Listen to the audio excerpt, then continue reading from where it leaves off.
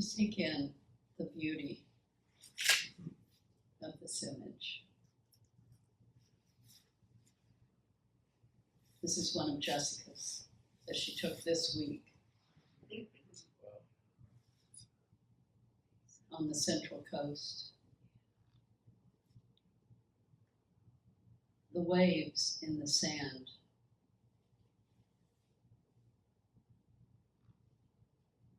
Is that random?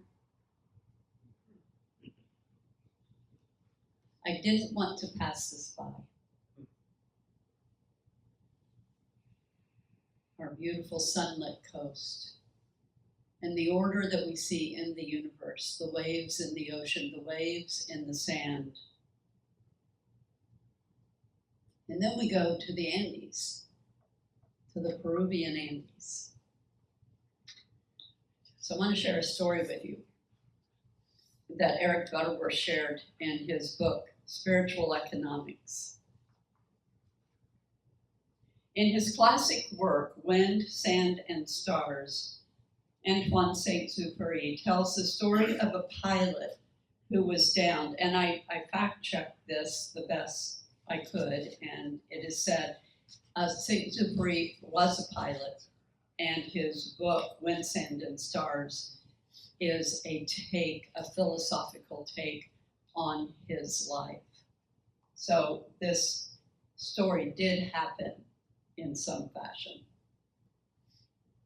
But he tells the story of a pilot who was downed in the rugged, snow-blocked region of the Andes. He trudged through the snow for days, only to find his way hopelessly blocked by a yawning crevasse in the ice. He quickly concluded that he had three choices. 1, give up and die of exposure. 2, make an attempt to jump across the fissure, knowing full well that it was impossible to do so. Choice 2. Choice 3, convince himself that he could jump across and make an attempt out of that conviction. Obviously, he chose number 3, since he went ahead and wrote the book.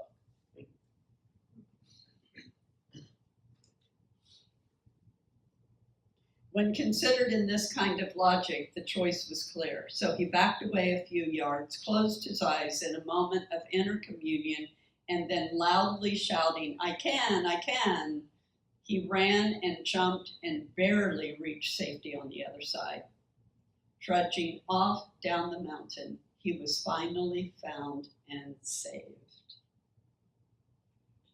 Out of that conviction, what did he have to lose? Right? He was stuck. He was stuck. Belief is not wishful thinking. Belief is alignment. I started thinking about this talk from the standpoint of miracles, and it will touch on that. And for me, when I first heard many years ago a Unity teacher, it may have been Eric Butterworth actually, talk about miracles are not acts of magic. Miracles are a shift in consciousness. They are an awakening. They are an awakening. That you didn't even know that that possibility was there. But an awakening in consciousness, even if it's just for a split second, there is something within you that shifts and changes. And that is an alignment with the truth, the universal truths of wisdom, of order. Does that resonate with you? We have spent years of our lives giving our power away. Oh my God, what a miracle. What a miracle. Never once, until you start changing your mind about it, do you give yourself the credit for having that spiritual awakening. You don't even have to call it spiritual. But that awakening of consciousness, something in your mind opens up to the possibility. And we have heard stories over and over again of miraculous things happening when people are under duress. Well, that led me to, as I was working on this, to another story. And I think I can get to it easily. This one just, oh my God. I mean, this story itself, I love it so much. But this one, Simon Yates and Joe Simpson, in 1985, two young men were climbing in the Peruvian Andes. And this is actually, I think, the West Wall. This is where this took place for these two men. British climbers Joe Simpson and Simon Yates completed the first ever ascent of the mountain's remote west face. And the disaster occurred during their descent. In severe weather, Joe Simpson slipped and fell down an ice cliff. The impact shattered his right leg. I'm not going to give you the details. He didn't just break his leg, he really broke his leg. At 6,000 meters in a remote mountain range, a broken leg was historically viewed as a death sentence. Refusing to abandon his partner, Simon Yates tied their two 150-foot climbing ropes together to create a 300-foot line. And using a bucket seat belay in the snow, Yates lowered Simpson down the steep slopes 300 feet at a time. He managed to get them down 3,000 feet. Simpson had to stand on his good leg to take the weight off the line so that Yates could keep moving the knot to pull him down. As night fell and a blizzard raged, Yates inadvertently lowered Simpson over the edge of a hidden vertical ice cliff. Simpson was left dangling 150 feet in midair directly over a massive crevasse. Because of the storm and the cliff profile, the two men could not see each other. Yates held Simpson's weight in the anchor seat for over an hour as the freezing temperatures caused him to lose feeling in his hands. Slowly, the snow anchor began to give way, threatening to pull Yates over the cliff as well. In a desperate final bid for survival, Yates used a Swiss Army knife to cut the rope. The story goes on to say that the Swiss Army knife was actually Simpson's, that he had given to him for some purpose earlier in the climb. So Yates just happened to have the Swiss Army knife. So Yates cut the rope. Simpson plummeted into the dark void of the crevasse. The next morning, Yates stayed there. Yates descended the next morning, saw the open crevasse, and assumed that Simpson had died from the fall. He did not. He continued down to the base camp to recover. However, Simpson survived the 150-foot fall, landing on a narrow ledge deep within the crevasse that broke his impact. Do you guys know of this story? I had never heard this. When Simpson pulled the rope and found the cut end, he realized he was entirely alone. Looking up, he saw that the vertical ice walls were impossible to climb with a shattered leg. Rather than freeze to death on the ledge, he made the counterintuitive choice to rappel deeper. Can you imagine? At the absolute bottom of broken leg, a smashed leg, by the way. Oh, I'm sorry. No, I'm finding very good. no PTSD. You're No, okay. no, it's inspirational. I just went. At the absolute bottom of the crevasse, Simpson miraculously discovered a sloped snow ramp leading upward toward a small hole illuminated by sunlight. He crawled up the ramp and managed to squeeze out onto the lower glacier surface. He climbed out, but still miles from safety. Simpson spent the next 3 days dragging himself across the landscape, severely dehydrated, frostbitten, hallucinating from caloric exhaustion. He hopped on one leg and crawled across 5 miles of rough moraine rocks and open glaciers, dragging. This is a long story, but I think it's worth it. Dragging his broken leg behind him. He crawled into base camp in the middle of the night, entirely delirious. Just hours before, Yates and their companion were scheduled to pack up and leave the mountain. Yates, oh, you can imagine. And assuming that his friend had died, he went ahead and burned his clothes and so that they didn't have to pack that back down the mountain. Simpson later detailed the event in his 1988 best-selling book, Touching the Void, which defended Yates's choice to cut the rope and settled a fierce debate regarding climbing ethics in survival situations. Because the wisdom was, at some point, you just have to move forward.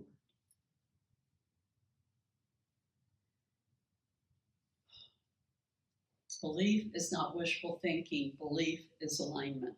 And I don't know if I've got this. Eric Butterworth talking of the Zuperi story and the 3 choices. Faith was no magic bridge. His believing attitude released a flow of energy from his own God potential.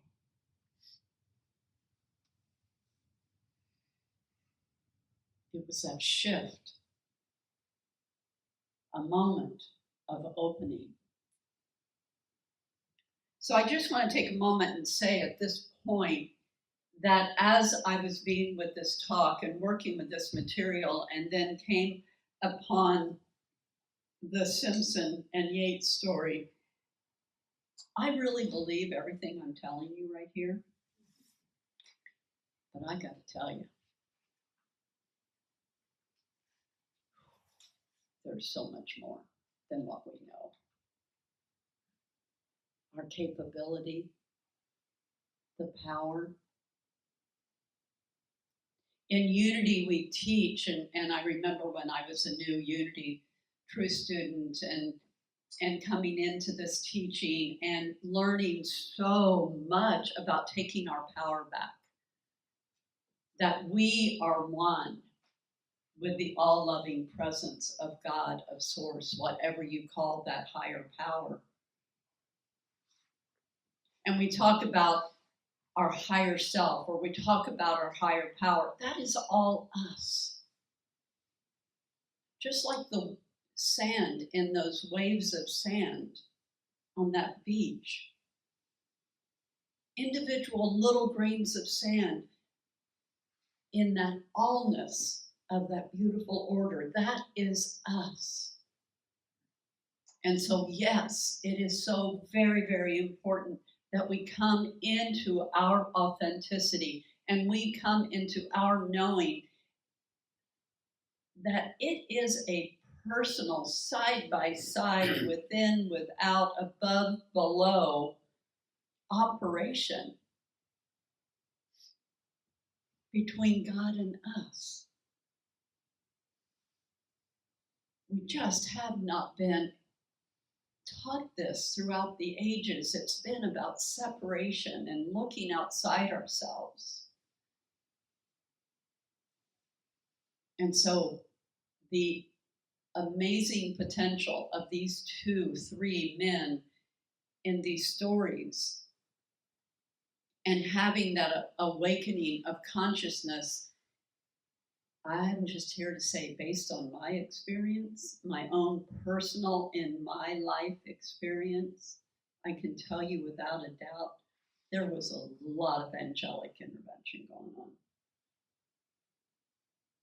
Would be my guess. I wasn't there. That would be my guess. Remember that song from Sunday school that we would sing, Jesus and Others and You, what a wonderful way to spell joy? You guys don't know that one? Yeah. I'm not going to try and sing it to you. But the essence of that song growing up in the church that I grew up with, Jesus and Others and You. The U was the Y, which was the last letter of the song. It wasn't you and Jesus and others. Of course, that wouldn't spell joy.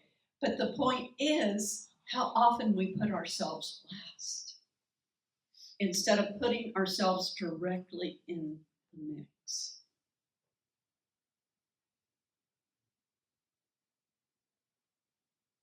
Unity does not have a tradition of teaching about spirit guides and angels and such. It focuses, my teachers focus so much on making sure we got the message that it is our thinking, our feeling that creates our reality. And that's true.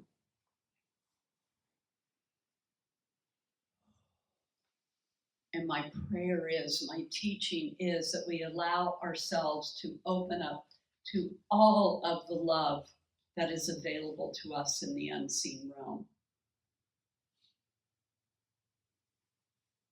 And yes, you are the one that ultimately makes the choice for your life, but we are never alone. But it's not magic. It's order. It's principle.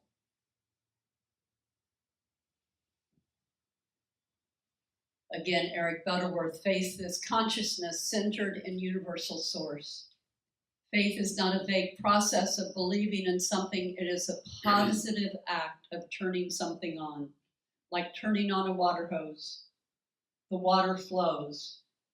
If you step on the hose, the water's not going to come out. If you get a kink in the hose, the water's not going to come out. We have to take a moment, take our foot off of the hose, unkink the hose so that we can allow the flow to happen.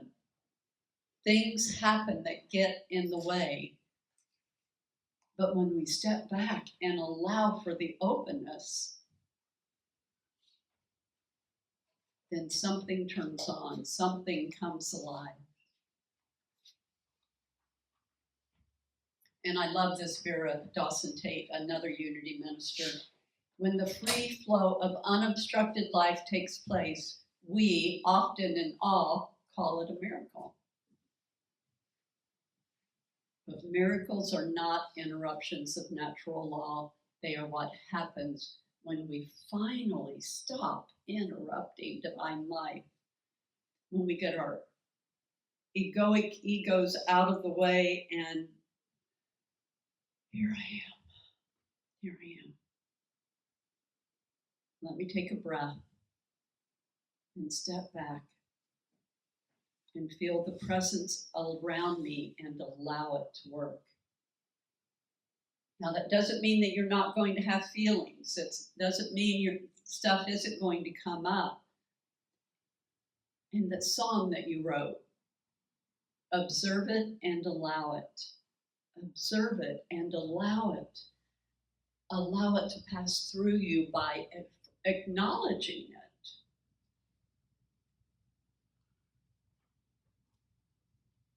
The more we believe in wisdom, in the wisdom, power, substance, love, and life of the one mind, the greater is the activity in us and our affairs. So we just simply get to pay attention, observe it, allow it, and breathe into it, and be oh so gentle with ourselves.